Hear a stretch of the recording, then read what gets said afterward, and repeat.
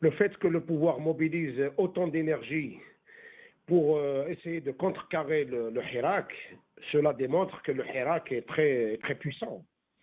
Il impacte d'une manière très forte la vie politique nationale. Bien sûr que le pouvoir va continuer de manœuvrer. Il mobilise une armée de mercenaires politiques, médiatiques, qui veulent bien détourner les débats et remettre le Hirak dans ses propres, dans ses propres vulnérabilités. Un mouvement populaire d'essence démocratique et qui est pacifique en lui-même, et il est pluriel. Et dans sa nature même plurielle, pluraliste, le pouvoir s'investit pour en faire de ce pluralisme les raisons de créer des animosités, les raisons de créer des fractures à l'intérieur du Hirak. Et souvenons-nous et souvenez-vous de l'opération menée de toutes pièces pour stigmatiser la Kabylie lors des arrestations des militants qui brandissaient l'emblème berbère à Mazir. Et tout a été manipulé pour essayer de stigmatiser la région, l'encercler politiquement et confiner, puisque le mot il convient parfaitement avec l'histoire de la pandémie, confiner le Hirak dans la Kabylie en essayant de radicaliser son expression. Parce que lorsque vous poussez des étudiants, vous emprisonnez des étudiants pour avoir porté l'emblème, il était clair que la manœuvre consistait à radicaliser le mouvement dans la région et puis porter des accusations sur la région. Et nous connaissons très bien l'histoire. On a toujours accusé cette région de vouloir faire un État indépendant. On a toujours accusé cette région de vouloir se détacher du pays. On a toujours accusé cette région d'avoir brûlé le Coran. Et voilà, nous connaissons très bien. Rappelons-nous l'opération Cap Siglir, rappelons-nous l'interdiction de la conférence de Mouloud Mamri, rappelons-nous les événements du Printemps Noir. Et à chaque fois, le pouvoir tente de créer une solidarité nationale autour de lui contre la Kabylie. Cette fois, le Hirak a eu le génie de se sortir de ce piège. Donc, il inverse complètement la manœuvre en essayant d'utiliser certains que nous connaissons très bien. Ils ont toujours été accoquinés au service, ils ont toujours été les relais du pouvoir, en essayant de porter des accusations au Hirak parce qu'ils proclamaient des slogans. Bien sûr que dans un mouvement populaire, vous allez entendre tous les slogans. Mais ce qui est curieux, c'est que cette manœuvre, il est à 3 étages. Le premier étage, on distille quotidiennement à travers les mercenaires des médias l'idée que le Hirak est fini, que le Hirak ne pèse rien, que le Hirak n'a rien ramené et que le Hirak n'aboutit pas. Mais bien sûr, d'autre part... Est-ce que vous pensez, Karim Tabou, Monsieur Karim Tabou, est-ce que vous pensez, je vais vous laisser continuer votre idée, juste pour reprendre ce que vous êtes en train de dire, est-ce que vous pensez que le régime a été choqué par la reprise du Hirak? Écoutez, en tout cas, il a cru que les exercices qu'il avait menés pendant le confinement, il a fait des exercices du terrain pour confiner les populations, pour contrôler les populations, pour soumettre les populations. Et puis par la suite, il a mis en place tout un arsenal juridique qui criminalise parfois l'acte de sortir dans la rue, sous prétexte que cela pouvait exposer le pays au risque de santé publique, etc. En tout cas, il n'a pas hésité, il n'a pas lésiné sur les moyens de propagande, d'arsenal policier, d'arsenal juridique, de corruption, de pratiques de manipulation de clientèle, et tout a été mobilisé. C'est ça la contre-révolution. La contre-révolution, au fait, a pris les allures de mobilisation de tous les relais du pouvoir, qu'ils soient médiatiques, politiques, financiers, ici à l'extérieur, pour, comme je le disais, essayer de passer trois choses essentielles.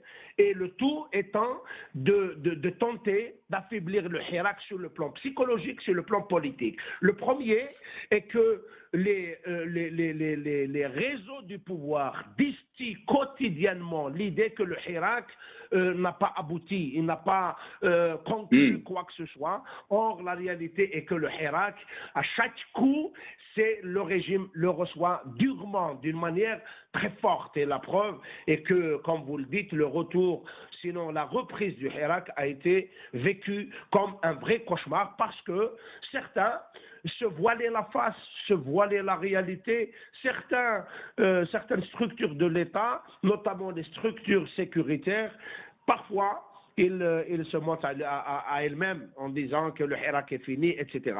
Et puis on entend également une partie de ces relais, et d'ailleurs, vous l'avez bien remarqué, qu'ils agissent simultanément.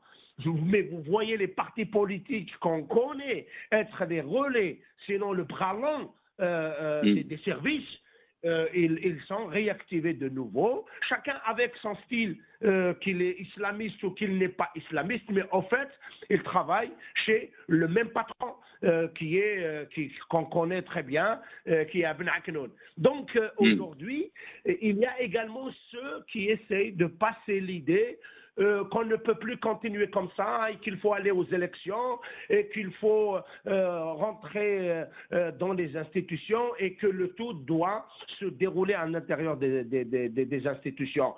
Mais les expériences, ils sont là. Des partis politiques ont fait l'expérience d'intégrer le gouvernement. Des ministres ont été désignés parmi les gens qui faisaient un peu l'opinion, et le dernier en date, le ministre de l'Industrie, qui fut il y a quelques mois une vedette de Magharibi, en termes de critique du pouvoir, en termes de dénonciation.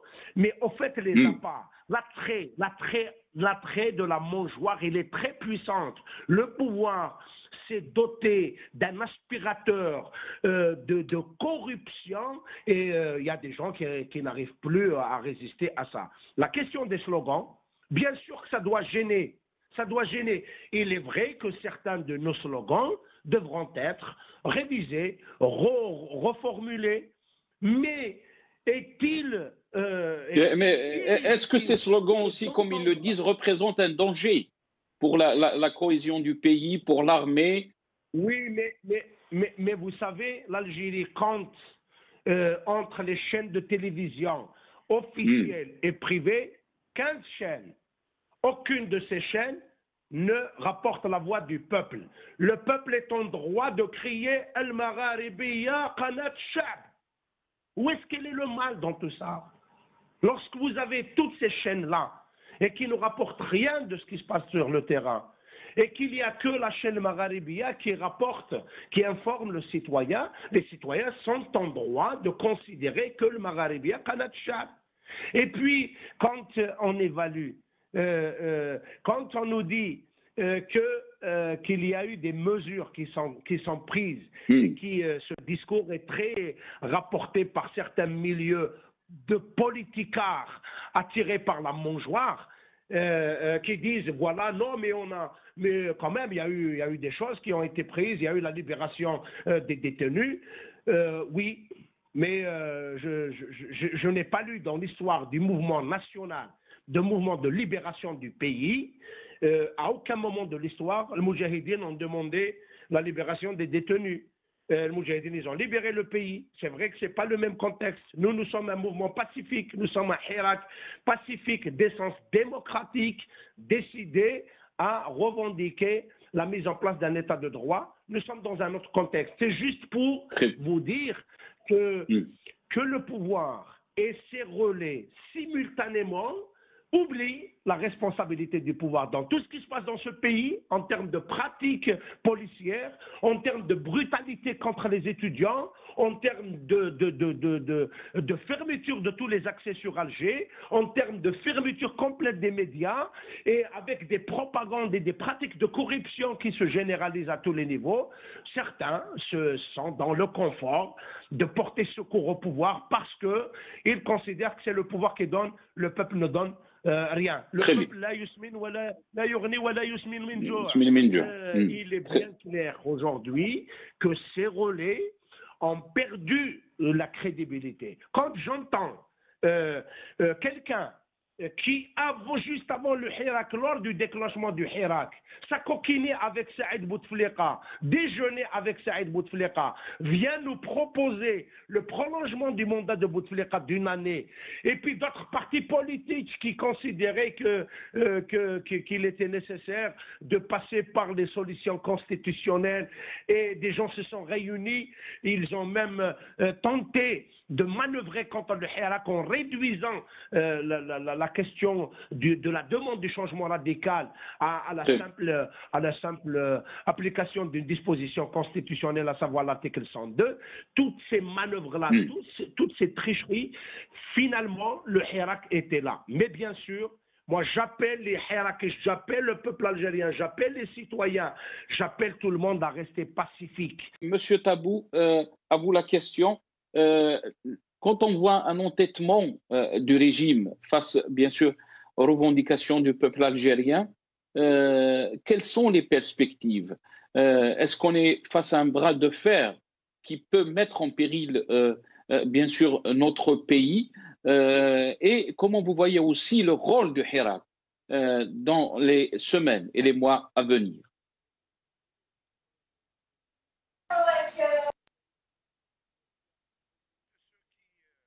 Karim Tabou?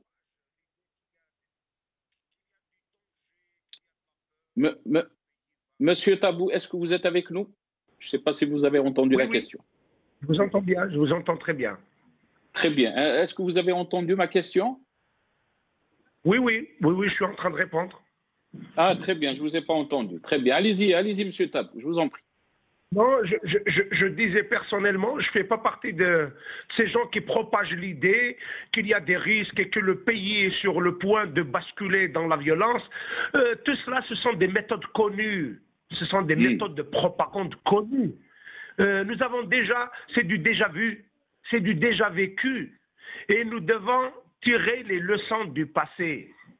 Bien sûr qu'il y a des gens qui font la guerre avec des armes, mais il y a également des gens qui veulent faire la guerre par leur discours, par leur campagne, par leur, j'allais dire, le fait qu'ils poussent les gens vers l'extrémisme. Mais souvenons-nous, il y a quelques mois, il n'y avait pas de manifestation. Le chef de l'État, dans un entretien, avait dit: j'avertis sur l'infiltration du Hirak. Comme si, dans l'air déjà, se préparait la manœuvre. Et puis, on nous ramène sur le plateau télévisé, chose d'ailleurs qui n'est pas autorisée pour tous les Hirakistes, qu'ils soient universitaires, étudiants, avocats, mais la télévision est ouverte à un terroriste qui vient nous raconter des histoires, nous parler du Hirak, comme si tous les Hirakistes sont interdits de parler de Hirak, et on nous ramène quelqu'un qui nous parle du Hirak. Et après, il y a une armée, j'appelle une armée de mercenaires qui viennent focaliser, donner de l'intérêt. Peut-être ils ont dû entendre un slogan qui peut être le résultat d'une attitude sévère, extrémiste même, d'un groupe de personnes, mais cela ne doit pas être porté comme accusation contre tout le Hirak. Le Hirak, il est national. Le Hirak, il est à l'est, il est à l'ouest, il est au sud, il est au nord. Il est à la capitale, il est en Kabylie. Et il est pluriel, c'est toute la population algérienne. Comment accorder de l'intérêt, de l'importance focalisée sur un slogan ou sur quelque chose qui est écrit sur une pancarte, et on oublie des milliers de pancartes. Toute la Constitution a été écrite par le peuple algérien dans les pancartes qui ont été brandies pendant une année. Tout le projet de l'Algérie, l'Algérie démocratique, l'Algérie plurielle, c'est cette capacité de l'Algérien, des Algériens, à se respecter mutuellement, même s'ils se savent différents politiquement. Et c'est tout ça que certains viennent bafouer. Au profit de quoi? Au profit d'opérations qui sont menées d'en haut.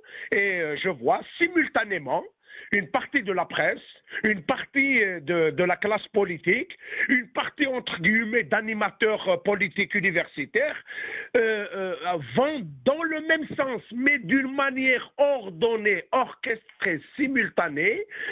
Oui, on peut être le fils de quelqu'un du pouvoir, mais est-ce que l'Algérie va être otage de la relation entre toi et ton père? On peut avoir des relations, des accointances avec des milieux obscurs du pouvoir, mais est-ce que l'Algérie va être otage de tes relations avec ces milieux obscurs? Pour la première fois, les affaires de ce pays sont traitées dans la rue, dans la transparence la plus totale. Il y a les étudiants qui viennent le mardi, et il y a les Algériens qui descendent, tous les Algériens qui descendent le vendredi, et il y a des gens qui discutent, il y a des forums de débat, des milliers de forums de débat, et il y a des slogans qui sont portés, et tout simplement, il faut rendre hommage à ce peuple qui a su mettre en échec toutes les manœuvres. Souvenons-nous de l'opération du tunnel de la faculté, souvenons-nous des opérations menées par-ci, par-là, souvenons-nous de tous les relais du pouvoir qui disaient que le Hirak doit être représenté par X et par Y. Souvenons-nous de toutes ces manœuvres-là. Nous allons comprendre finalement que le pouvoir est dans une situation d'affaiblissement et qu'il a perdu du souffle et tout simplement il est en perte de vitesse. Mais Karim, très rapidement, est-ce que vous pensez donc cette unité qu'on a vue, bien sûr, cette unité des Algériens dont vous avez parlé, mais aussi son pacifisme, ont fait mal au régime? Très rapidement. Je pense que plus que jamais, réaffirmer d'une manière forte et permanente le caractère pacifique, rester dans les revendications démocratiques, mise en place d'un état de droit, par la procédure démocratique, un état de droit sous-entend une justice indépendante et à partir de là, accepter que le peuple algérien soit constitué de plusieurs courants de pensée, de plusieurs courants politiques, de plusieurs idées, l'essentiel étant de respecter les règles démocratiques, l'essentiel c'est de se soumettre à des normes et à des règles du jeu acceptées, imposables et opposables à tous. Comment vous voyez le Hirak se comporter?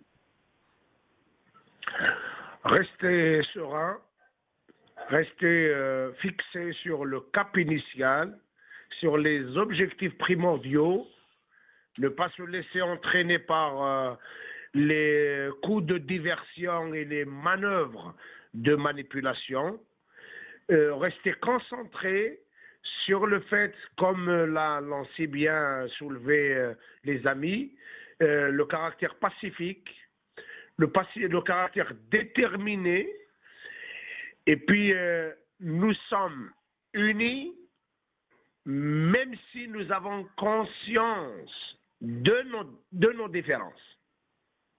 La particularité d'un mouvement démocratique n'étant pas de dissoudre les différences, c'est tout simplement les accepter et travailler ensemble pour réaliser ce qui nous est commun essentiel, primordial. Mise en place d'un état de droit à travers des mécanismes démocratiques, mise en place de normes et de règles opposables et imposables à tous, et une justice indépendante qui doit donner toute la garantie aux citoyens et citoyennes pour que leurs droits, leur liberté soient garantis dans un cadre démocratique. Merci à vous, Monsieur Karim Tabou.